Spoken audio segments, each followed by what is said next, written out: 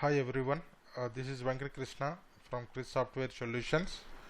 In this video we are going to discuss about how to work with the web tables. In each and every web application there will be web tables. So how to work with the web tables, the data in the form of a web table. In the real time the scenarios like you are going to enter the data into one form and you need to submit it. Once you submit it, the data is going to display in the form of a web table. Data is in the form of a table format, and you need to verify that data whether it is correct or not. Whatever the data you entered and whatever the data is displayed in the table format, both are same or not, you need to validate. That is one of the scenario. And other scenarios like you need to compare the web table data with the Excel sheets. You need to fetch the data from Excel and you need to compare it with the web tables. So those scenarios also will be there. And other scenarios like you need to fetch the data from table format and you need to compare it with the database. So fetch the data from the database and compare it with web tables. So these are all the various scenarios in real time we used to face in any web application. So you need to know how to get the data from a web table. So web table is very important interview question. Without web table interview question, no interview will be there. I am sure about it. So web table compulsorily they will ask you questions like how to get the 5th row and 6th column some data is there, how to fetch it, 10th row or 9th column some data is there, how to fetch it. So these are all the various questions they are going to ask you. You should be in the position to answer. Okay, well, so before going to start practically, let me show you. So this is the code we are going to write now. Here in this code you are going to learn a few of the things, new things. One is new thing is a dynamic XPath you are going to learn from this video. So far we have seen XPaths we have written, and I have done one video for XPath. Please try to follow and try to learn the XPath. That is very important for Selenium. So if at all you come across you could not able to identify any element using XPath, please try to put it into a chat box. I will help you on that. And without web table interview, as I said, no interview will be there without question on web tables. So because each and every application we are going to use the web tables. So new things we are going to learn here is, already we learned how to store the multiple elements into a list in the previous video and by using find elements. And we are going to see in this video nested for loops we are going to use using Java. How nested for loops are going to work we are going to learn here, and dynamic XPath we are going to learn by using this in this process. Okay, so let me try to create a class in Eclipse and we will see here. I am going to create a new class here.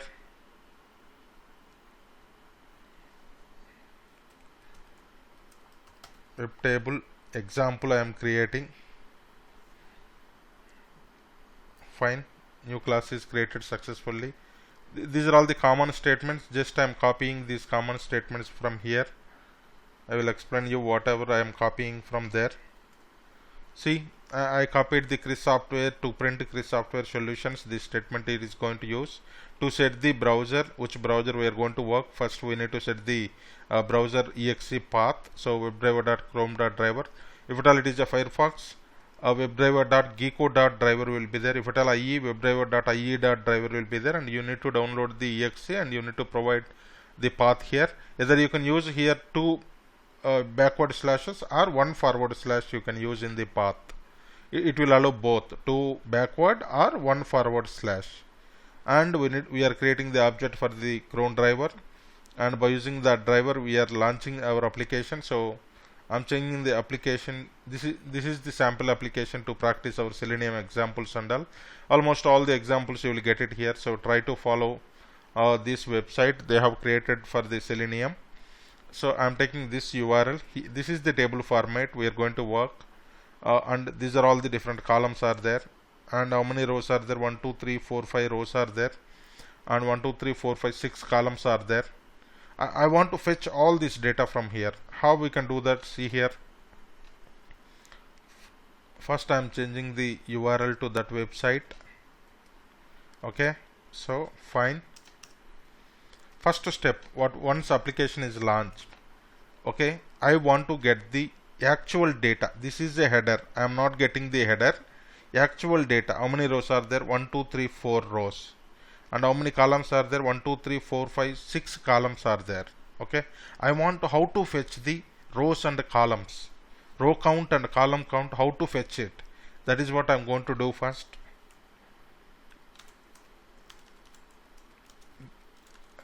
Get the row count. How we can get it? Observe carefully. I am using the list because it is returning multiple elements for us. Rows is a variable name equal to driver dot find element. I am going to write the XPath here. How we can identify here how many rows are there? Let me try to inspect it. This is our table. See, and everything is selecting. This is our table. First I want to identify this table and see here T head. This is the table header. Okay, most of the tables similar way it will be there. T head means table header, and T body. This is our body. This is the data we are expecting. Okay, how I am going to write the XPath? See here. And tag name is table, ID is table 1.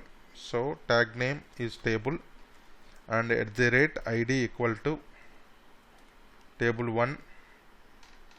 Okay, slash I am giving T body slash TR.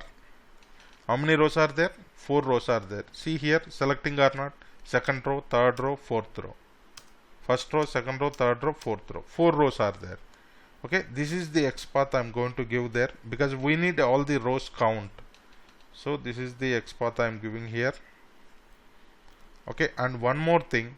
Do we need to use find element or find elements? So it is returning 4 elements. This XPath is returning 4 elements. If you use find element, it will return only 1 element. So we need to use here find elements. It is going to return multiple elements. 4 rows it is going to return. So we need to use the find elements. So list will be available in Java util. Okay, fine. I need to get the row count now. Just let me try to print the row count.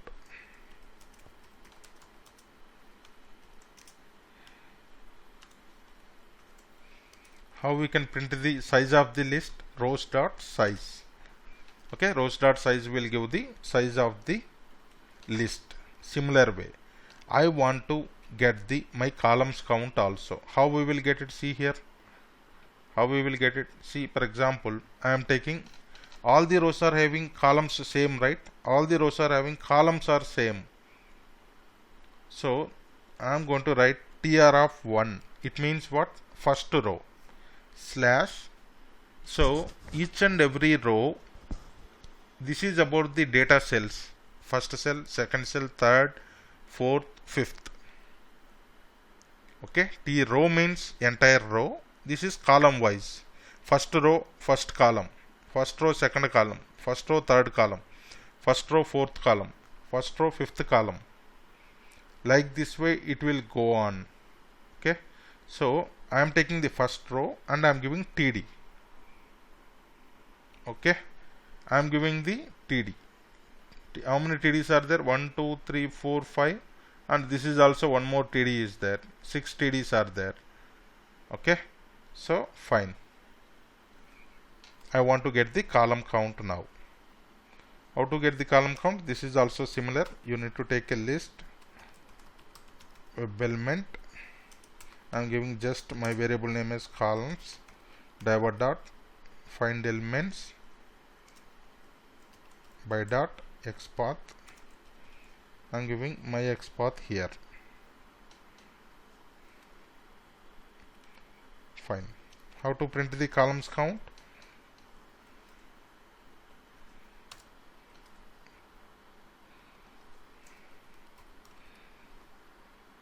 Just calls dot size. That's it. We are getting the row count and column count successfully. You need to understand here how to work with the list. List is a collection in Java. It is going to store multiple elements. Okay, why we are using list means in the single variable we cannot store multiple elements, so we have taken the list here. Okay, so find elements, because tr is returning 4 elements to you. you cannot store it into a particular element, so you are using the find elements. It is going to return multiple elements to you. Similarly, find elements here. Let me try to execute this one, and we will see whether we are getting row count and all or not. Chris Software Solutions is printed, browser is launched successfully, and application is loading.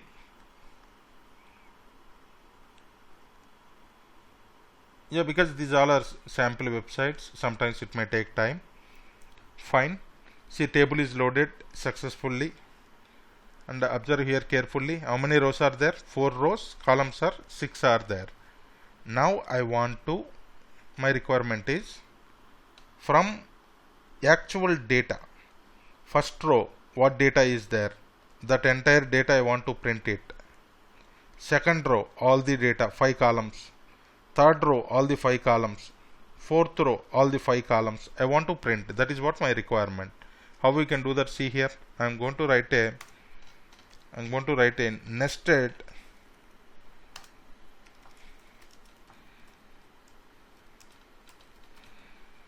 I'm going to get the data from the web table. I'm going to write a nested for loop here. Observe carefully. For is used for usually looping. You want to perform some operation repeatedly, then you need to use the for loop. I less than equal to what is my row count dot size I plus plus. Okay, so I want to run for I value is how much? I equal to 1. I equal to 1 to rows dot count size is get I am 4. 1 to 4 rows. I want to run these all statements. Okay, similarly I want to iterate for columns also. Int j equal to 1, j less than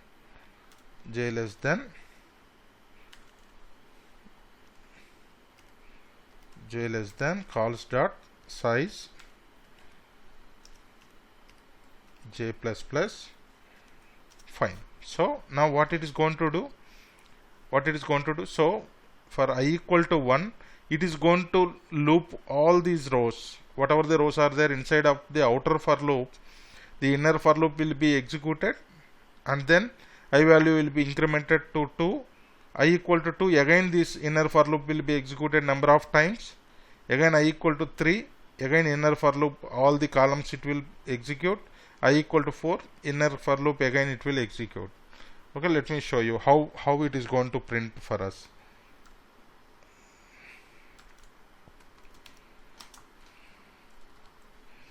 Let me assume I is my row number is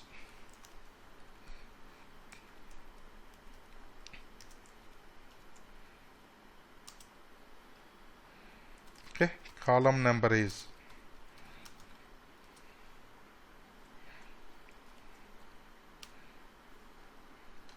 I am just giving j here. Now carefully observe here how it is going to print row number and column number. How it is going to print. See here.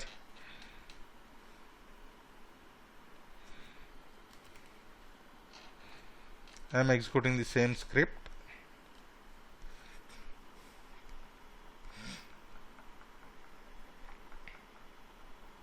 Okay, Chris Software Solutions is printed. Browser is launched successfully.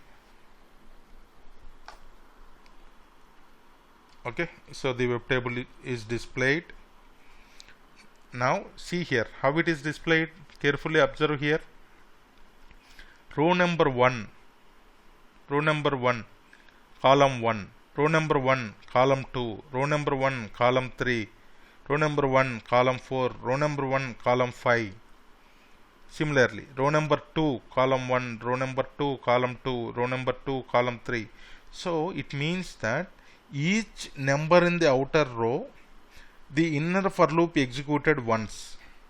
It means that outer for loop is for rows, inner for loop is for columns. Okay. Now we are going to add little bit to this one. I am taking one more variable here, string text I am taking. I want to get the text. How we will get it? XPath, see here. How we will get the text from here?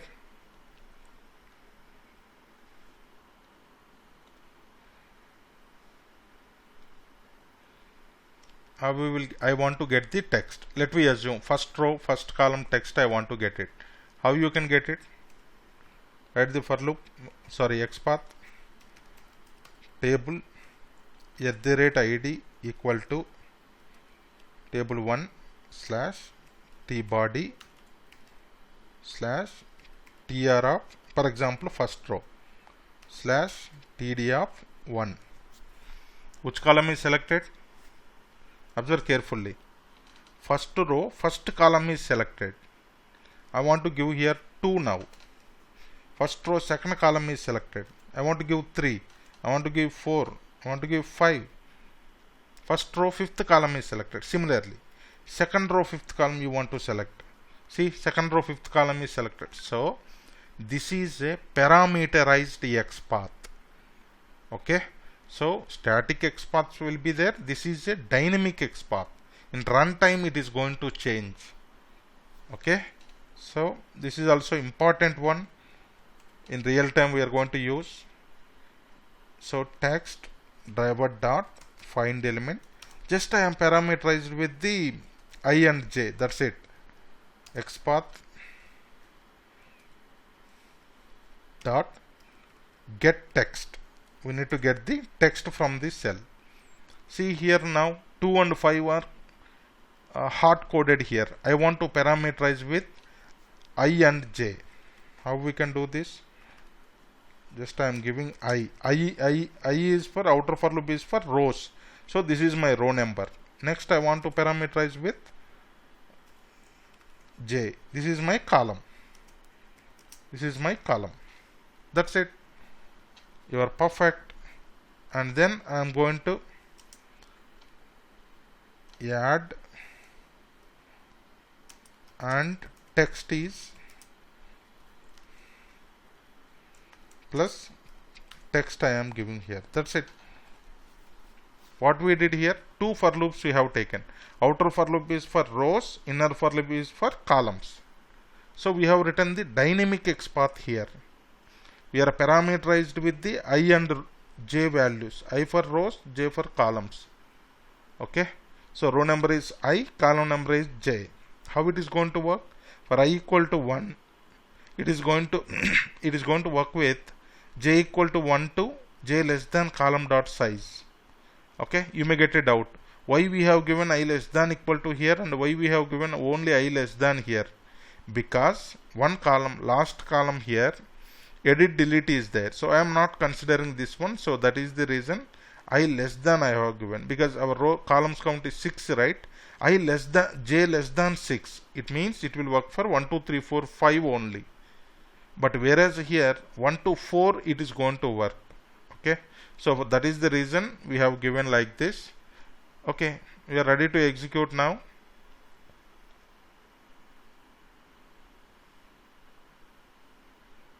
Chris Software Solutions is printed and browser is launched successfully. Again I am telling you, this is very important in interview, or if at all you get a job on Selenium. Without web tables, no application will be there. So please try to practice more and more programs on this, so that you will be perfect here. So if at all any doubt you are getting there and all, please put it in a chat box. I will help you. See here, 4 rows, 6 columns. What is the first row? Observe carefully here. What is the first row data? Row is 1, column is 1, text is Smith. Correct, right? Row is 1, column 2, John. See, John is displayed. Row number 1, column number 3, J. Smith. Right? And row number 1, column number 4, $50. Right? It is displayed. And row number 1 and column number 5, URL is there. Column number 6 is not printed because it is not the data, right? That is the reason in for loop I have given this condition, j less than column dot size. Okay, so it will work for columns only 1 to 5, not 6. But whereas rows I want to work for 1 to 4, so I have given ji less than equal to. Like this way we can work with. See, all the data is printed successfully here. See, whatever the data is there, all the data is printed, all the 4 rows data, because we are having only 4 rows data only here. You can try with this example and let me know how it is working. This is also same. And what is this table? Inspect it. See here, table 2 is there. You need to work with table 2 and you need to write the XPaths. Please work with this web table and let me know how it is working. So like this, how you can get the data from the web tables. It is very important. Please try to find more and more web tables in many websites and how to get the data from it and all. And coming to the database and Excel part, I am going to cover in the future videos how to get the data from there. But as I told you, again I am repeating, you need to get the data from the web table and compare it with the Excels and compare it with the databases and all. Those related functionalities obviously will be there in any application, and without this interview question, no interview will be there, because each and every application is having web tables. So this dynamic XPath, I hope you understood. If anybody not understood, please put it into a chat box. I will help you on that. Okay. So we learned in this session what all the things: list and find elements we learned, nested for loop we learned, and dynamic XPath we learned. Okay. So that is about this video, working with the web tables part and all. If you like this video, please encourage me to do more and more videos. Please like and subscribe to our channel and share our videos with your friends who really wanted to learn testing side, who really want to get a job on testing. So please, I already recorded videos on manual testing and currently I am doing for Selenium. Ask them to start with manual testing materials. I almost all the things in the manual testing I already recorded and uploaded into YouTube. You will get it in our channel, Chris Software Solutions. So, and interview questions also I updated to the manual testing and Selenium, few of them. Please try to ask them to go through it, and if at all any doubts come across, please put it into a chat box. I will help you on that. Okay. Thank you so much.